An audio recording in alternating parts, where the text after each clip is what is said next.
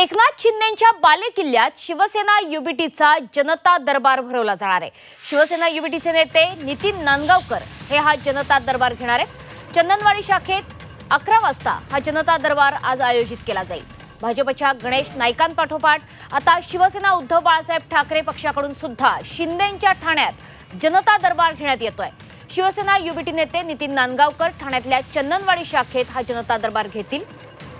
शिवसेना उद्धव बाळासाहेब ठाकरे या पक्षाकडून एकनाथ शिंदेंची राजकीय कोंडी करण्याचा हा प्रयत्न असल्याचं बोललं जात आहे।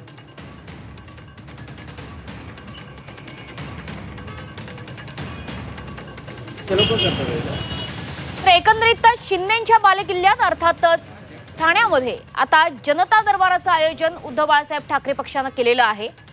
शिंदेंना हे थेट आव्हान समजायचं का अशा पद्धतीच्या चर्चा आता रंगायला लागलेल्या आहेत। चंदनवाडीच्या शाखेमध्ये हा जनता दरबार भरवला जाईल। ठाकरे पक्षाचे नेते नितीन नांदगावकर हे हा जनता दरबार घेत आहेत। इतकंच नाही तर यापूर्वी सुद्धा भाजपचा जनता दरबार, शिंदेंच्या ठाण्यातला भाजपचा जनता दरबार हा चर्चेचा विषय ठरलेला होता।